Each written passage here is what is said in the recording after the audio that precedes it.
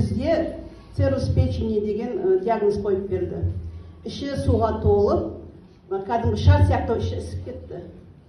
Содан біз дәрігердің берген рецепт бойынша дәрі іштік, бірақ көмек бола қоймады. Содан тяньшидің баттарын үлкен дозамен 6 рет күніне ішіп отырдық. Бауырдың показательдері 5-10 есе азайды.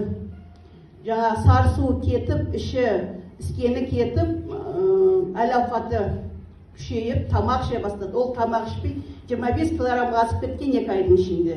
Сол 2 айдың ішінде аяғынан тұрып, сәлде болса көңіл күйі көтеріңкі, далаға шығып жүретін халге жетті. Бұған енді официальный медицинада цирроз печени деген жазылмайды ғой. Міне тяньши баттарының арқасында біз бірінші Алла, екінші осы тяньши баттарына рахметімді айтамын. Біз аяғымыздан тұрып жазылып келеміз.